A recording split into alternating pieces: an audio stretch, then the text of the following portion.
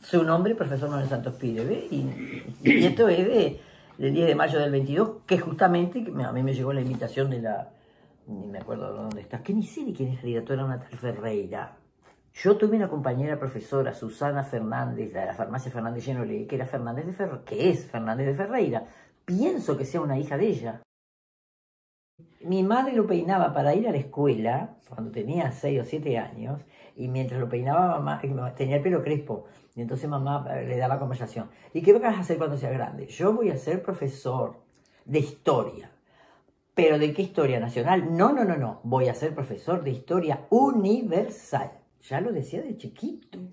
Y acá en casa lo que se recibía, que era el diario El Villiquen, que ustedes ni saben lo que es eso, una revista argentina, y un diario, que los diarios antes eran cosas buenas, ¿no? Y él siempre se interesaba.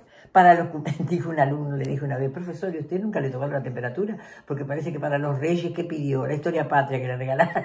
Pero usted nunca le tomaron la temperatura, le decía un chico. Bueno, anécdotas de esas hay en cantidad. Y ahora nada que ver lo que piden los chiquilines. Y era genealogista también. Hizo el árbol genealógico de nosotros, y no te miento si te digo que creo que llegó al siglo V. Parientes de los visigodos y de los de Ostrogodos. Pero nadie te sacaba fotos. ¿Qué te van a sacar fotos? Esta es la única foto de niños que tenemos.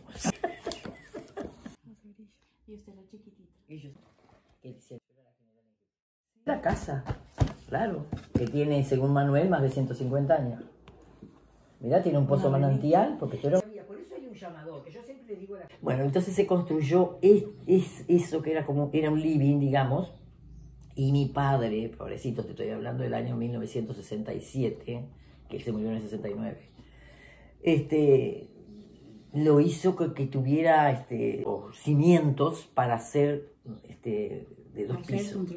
Para seguir construyendo, para que Manuel pudiera poner sus bibliotecas. Pobre iluso mi papá, que se pensó que solamente ahí puede meter la biblioteca. De Castro de Rosales, de Julio Castro. No sé si te suena. Sí, tenés que valerte de muchas cosas.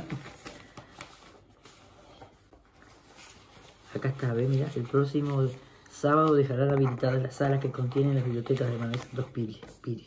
Eso fue el 23 de abril. Mira, un día antes de la muerte de Alba. Ahora fue el 24 del 2018. Sí. Profesor Manuel Santos Pires. Sí, acá está lo que yo decía. Sabía que yo tenía en alguna otra cosa.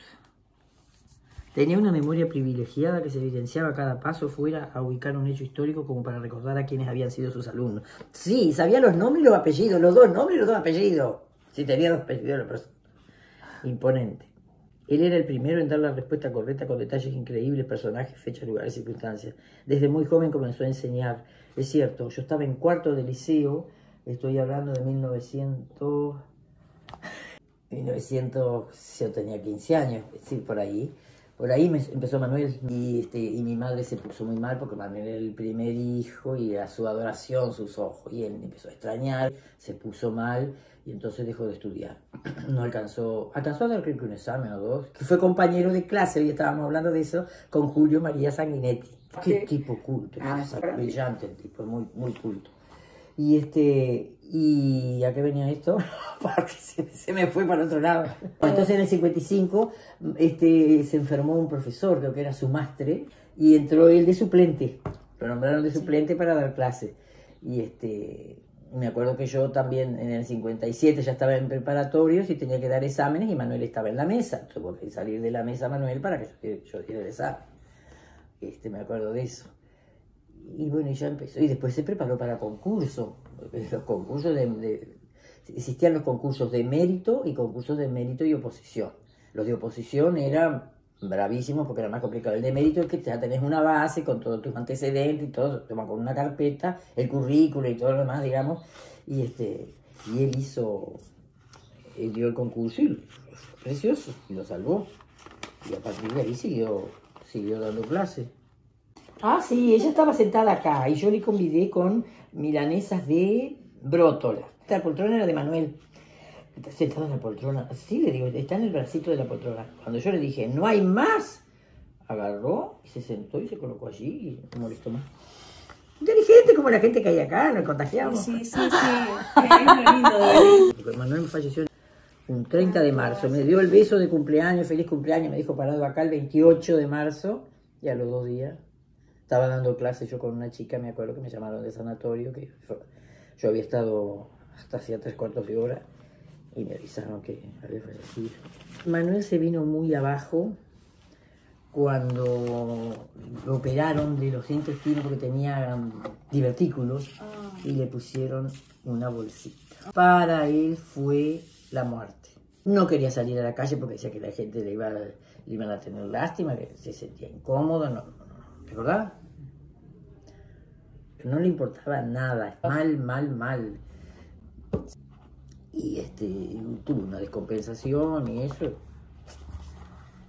Y bueno, homenaje al profesor, académico, y acá hay una placa en la puerta de casa. Esta casa fue el hogar del generoso profesor académico, y bien lo definió la que le puso generoso, pero lo recontra definió, porque era generoso de dar hasta los calzoncillos. Le daba todo el material para cada niño. Sí, venían los niños con las madres. Hay una anécdota que nos matamos de risa siempre, que vino una madre con una nena, o con un nene, no sé qué era, y le preguntaba, la señora apuntaba, porque la nena era muy chiquita, entonces apuntaba, y él dice la nena de repente, mamá, ¿qué pasa?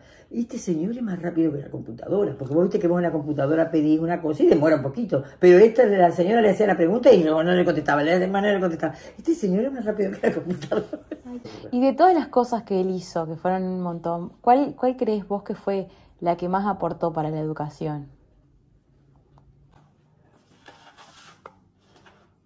Su ejemplo. Siempre estaba enseñando, siempre, en todo momento, todo, siempre.